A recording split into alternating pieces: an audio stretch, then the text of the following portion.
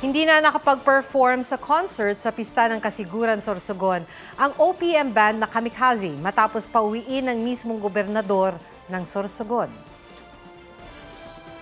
Humihingi kami ng paumanhin. Nandiyan na kanina, kaso may attitude. Inanunsyo yan ni Governor Boboy Amor bago pa man makatungtong sa entablado ang banda. Bayad na raw ang banda pero pinauwi niya at hindi na raw sila makakabalik. Hindi klaro ang dahilan.